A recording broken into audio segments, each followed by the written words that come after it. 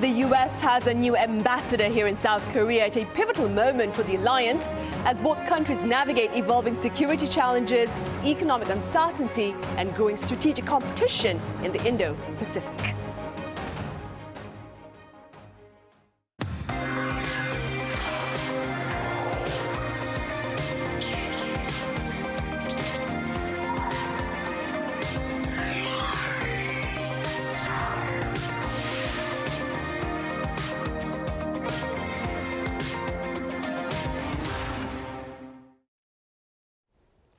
Hello and welcome to Press Perspective for this Wednesday, August 5th here in Seoul. I'm Min Sun-hee. U.S. Ambassador michelstill has pledged to strengthen bilateral ties and deepen cooperation across a range of shared priorities.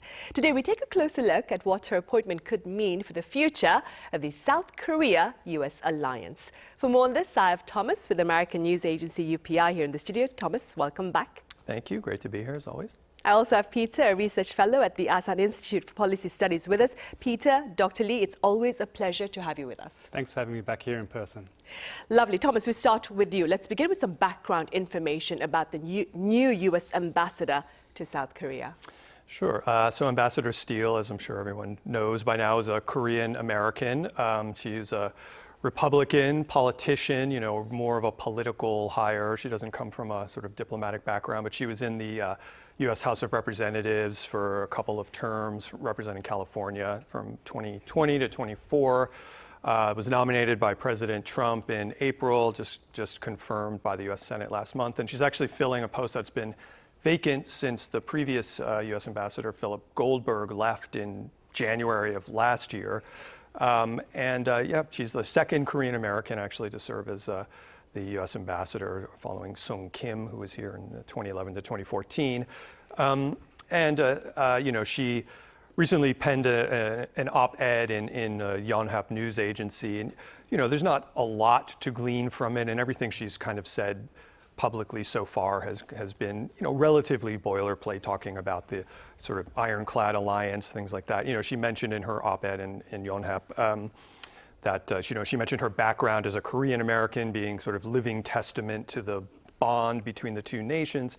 But you know, one thing you could sort of take away perhaps from this op-ed is that she really mentioned Trump quite a bit. You know, sort of saying that she will, you know, together we will carry President Trump's vision for this alliance forward. You know, and she mentioned sort of Trump and Trump's meeting with President Lee Jae-myung at the APEC conference in Gyeongju, and sort of talked about, you know, executing the vision that was laid out in Gyeongju. But, you know, she just sort of mentioned him a number of times. That sort of signals this is kind of where this State Department is these days, and we'll certainly get into it more. But, you know, clearly there's a lot of, you know, Trump's agenda that's going to be sort of put forward and centered, you know, in this idea of kind of the State Department as a bit of a vehicle for his overall agenda is I would say stronger than usual in the kind of American foreign policy space. So we'll see. We're definitely going to see how that plays out. Right, for sure. Peter, from Seoul's perspective, what will the new U.S. ambassador need to accomplish in the first few months to build confidence in the alliance, do you think? So I think in terms of what she has to accomplish, it's quite obvious that she has to strengthen the economic technology pillar of the alliance in terms of the $350 billion strategic trade investment package, but then also the security pillar of the alliance, which is really the cornerstone in terms of the alliance modernization, but burden sharing issues, Korean defense spending. But I think from Korea's perspective, you know, what makes Ambassador Steele unique, and just going back to some of the points that Thomas was making there, you know, there is the first part, which is her Korean American identity, and she's very much played into that so far in her very short couple of days that she's been ambassador here, you know, highlighting the fact that she is Korean American. And so I think that is an opportunity for Korea to show, you know, cultural sort of understanding, sort of people-to-people connections with the United States at this very important time. The second part is what Thomas mentioned around her political identity. And she is a very strong Republican, and so she was, for instance, a member of the Congressional Taiwan Caucus. She's a very strong China hawk, and that's an area where there is potential risk with the current Lee Jae-myung administration. And so I think for Korea, it's how to leverage both of those parts of her role as ambassador to the interests of the alliance. I think that's going to be a huge, you know, opportunity and task for the next 2.5 years while President Trump is at least in office. Right.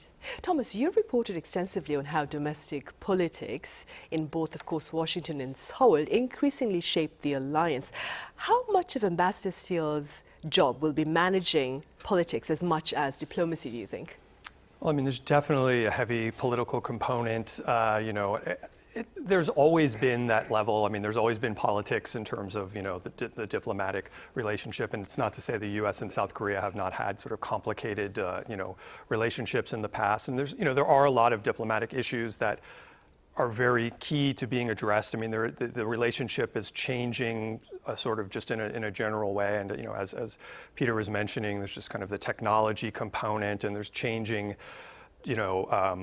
security positions as well. And there's just, there's really a lot of things that have to still be ironed out from the, summit agreement from last year. I mean, nuclear submarines, enhanced uranium enrichment rights, things like that. So there's a lot on the plate diplomatically, but there is this major political component to, clearly, as we both mentioned, she is a political sort of appointee under Trump, and Trump in general, his foreign policy has, taken kind of this personalized approach, or this approach where, there's a lot of decisions that are being made that may be driven by, even among his allies, by whims or changing positions or his own sort of domestic interests. So there's a lot that is not kind of traditionally handled maybe under the sort of framework of foreign policy in the past. And, I mean, there's a lot of ways we could sort of look at it, but I think from here and from the perspective here,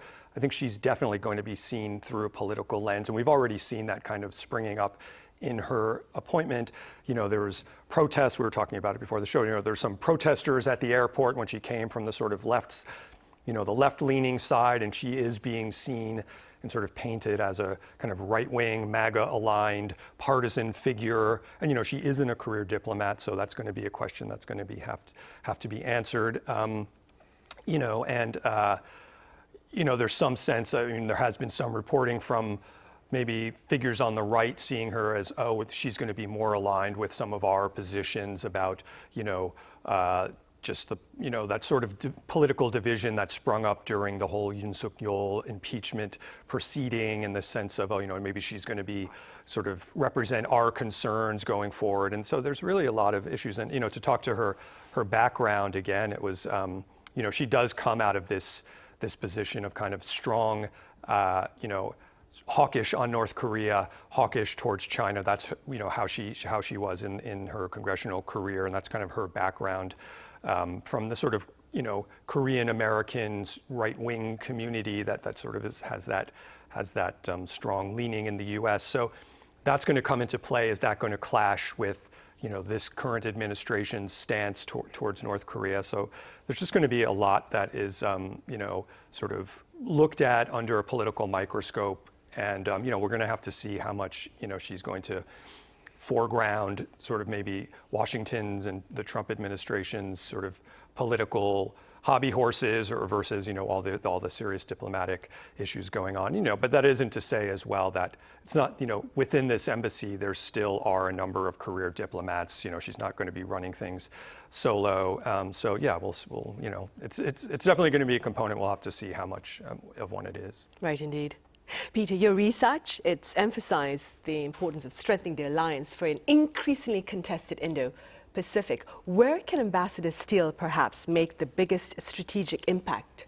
So I think at least there are three areas where I think she really has an important role to play. And so the first one is really making sure that the last year's joint fact sheet actually lands and is actually implemented in a reasonable time frame. And we're almost halfway through President Trump's second term now. And so there is a great sense of urgency in the United States, but also here in Korea, to start implementing what was announced last year in November, right? So everything from nuclear-powered submarines to shipbuilding investments to trade deals and so forth. So I think that's the first area where she really has to get that moving. The second, I think, from a regional and even a global standpoint, is the defense industrial sort of cooperation between South Korea and the United States. We've seen how the Iran war, for instance, has really depleted US munition stockpiles. So there's a great sense of urgency in the United States around how to resupply, restock its munitions, its military industrial base. And so there is an opportunity there for Korea to play a bigger role with the US, but also in the region. And I think third, and it goes back to Ambassador Steele's identity we were talking about, she is a Korean American, but she spent a lot of time in Japan in her childhood. So she's someone who's said on the record that Japan is her second language and English is her third. And so this is something where she can really lead trilateral cooperation between Korea, the US, and Japan. I think it's an area where the current Lee Jae-myung administration is very keen to push forward on that. The president has very good relations with Prime Minister Takaichi. So I think that's an area where Ambassador Steele can really drive that momentum forward in terms of trilateral cooperation as well. All right. Keeping this in mind then, Thomas, do you suppose that trade, technology, supply chain resilience, all this are becoming as important as the traditional military alliance between Seoul and Washington? Yeah, it certainly seems that way. They've become these sorts of, all these issues around semiconductors, critical minerals, AI, batteries, export controls, they're all sort of seen as these core national security issues, beyond just kind of their traditional military and defense positioning, and so both sides see them as real national security assets, and that's become a big part of this bilateral relationship. I mean, clearly, South Korea as a major semiconductor exporter, and we've talked about their shipbuilding component and some of these other agreements. So it's a huge component of the relationship that it has just far-reaching ramifications in both countries too. I mean, something like U.S. export controls, affects Korean firms very directly, and yes, supply chain resilience is really seen as this sort of defense planning factor now. Underlying a lot of this obviously is China and the sort of U.S. stance towards China, U.S. tech restrictions, kind of aimed at China's capabilities, whereas you have South Korea still being deeply intertwined with China, so those are really important issues. And so I think Seoul is kind of balancing these alliance expectations with the the trade tech agenda becoming this politically has been a politically delicate situation, and this is an area where we'll see what is the political skill that Ambassador Steele can bring to it. I thought the point Peter made about her Japan connection is also a really will be an interesting factor going forward. I mean, it's not to say military cooperation is not still really central, and I mean we're also seeing that's in this kind of transitional phase where it's not strictly North Korea or peninsula focused as it traditionally has been. We've seen this, this much talk about modernizing the alliance and sort of, facing differently, facing more towards the region. That also does tie into sort of Japan's cooperation in this trilateral. So we're seeing a lot of that, all this extended deterrence, joint exercises, missile defense are foundational, but they're not kind of just defining the relationship in the same way as purely as before. Right. Peter, I'd like to circle back to something you mentioned earlier. You spoke about the prospects of shipbuilding partnership between the two countries. How does that particular partnership look to contribute to the overall alliance, do you think? So my own view is I think shipbuilding is going to be probably the most important area of ROK-US alliance cooperation for the remainder of President Trump's term. And you think about, before Ambassador Steele arrived in Korea, she attended the launch of the Korea-US Shipbuilding Partnership Center in Washington, right? And so she was making a very explicit commitment. She met with Acting Secretary of the Navy, Hung Kao. So she knows that this is the priority for President Trump. And so if you think, well, why is President Trump so almost obsessed with shipbuilding? It's because I think on the naval side, the US is very clearly losing the naval arms race to China. But even on the commercial side, China now controls anywhere from 60 to 70% of global commercial shipbuilding. The US, by contrast, has about 0.03%. So America builds about 3 to 4 ships a year. Where does Korea fit into that? Korea builds about 20 to 30%. So Korea is really the only alternative America has right now to competing with China, to maintaining a maritime balance of power. And so in both of those areas, naval and commercial, President Trump has made shipbuilding a centerpiece of alliance cooperation with South Korea. And that's why last year's trade deal had $150 billion dedicated to shipbuilding investments by Korea. And so all of Korea's major shipbuilders, so HD Hyundai, Hanwha Ocean, Samsung Heavy, they're all really stepping up. And so when she was at this partnership center unveiling, they had 15 MOUs signed between Korean and American shipbuilders. So I think in that sense, this is the opportunity for Korea to demonstrate, that it can, step up and share the burden for a really important issue that, is at President Trump's, top of mind, I think, at the moment. Right, indeed. Thomas, what will be the clearest sign, perhaps, after Ambassador Steele's first year that her tenure is actually strengthening the alliance rather than simply maintaining it?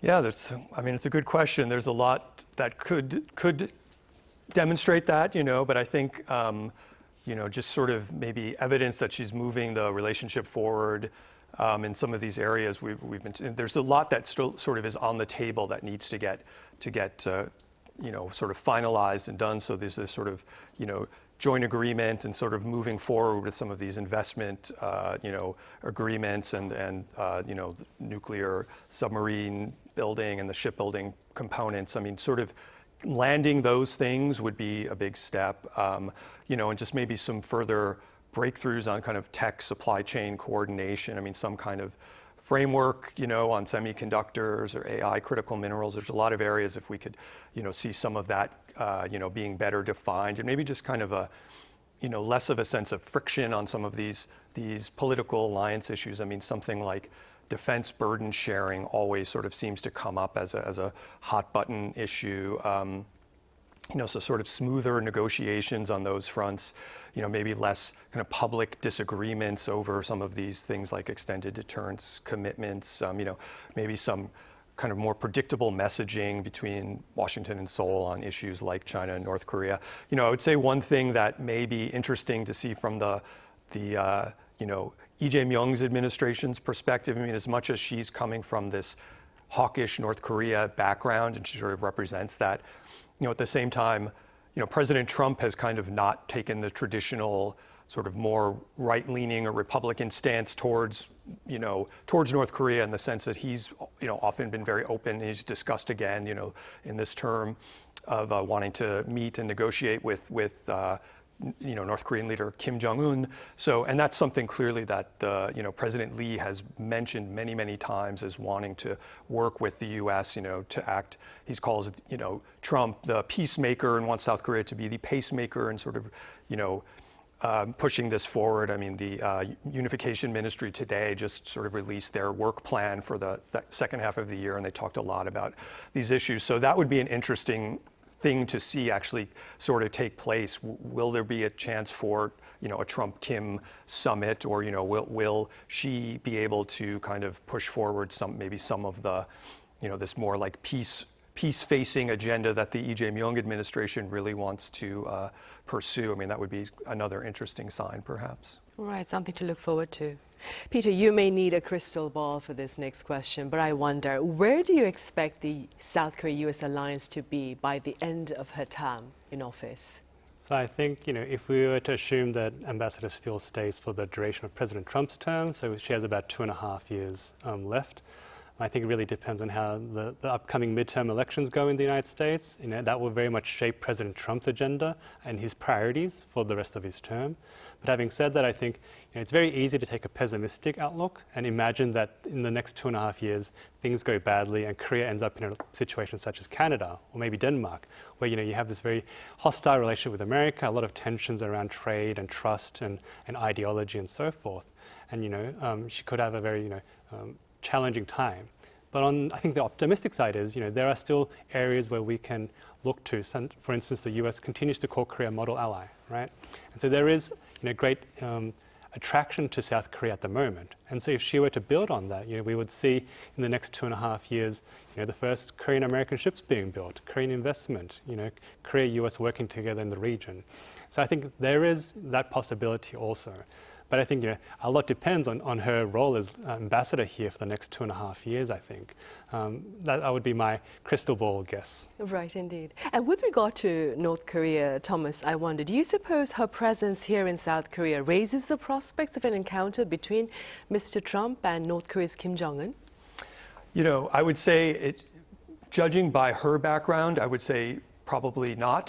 Just coming from where she sort of has traditionally positioned herself. But again, if she's really acting more as Trump's kind of, voice or pushing for his political agenda, it would be an interesting thing to see. Because he has certainly expressed many times, a desire to re-engage with Kim Jong-un, and he's, it hasn't been, on the front of his his to-do list just because, so many other things have been going on. But, he does mention it on a sort of any opportunity to bring it up. And, clearly the Lee Jae-myung administration is frequently mentioning that. So you would think she would be an unlikely sort of vessel for this to go forward, but it is something that is, from Trump's perspective, something he's expressed wanting to do. So it would be kind of a fascinating turn of events if that were the case. Right, so the possibility remains then. All right, Thomas, I'm afraid that's all the time we have. Thank you so much for your time and your thoughts. Thank you. Peter, our Dr. Lee at the Asan Institute for Policy Studies, thank you very much for your insights. Thank you very much. Meanwhile, many pundits say the real test for Ambassador Steele will be whether she can turn a strong alliance into a more resilient partnership for the challenges ahead. Thank you for watching.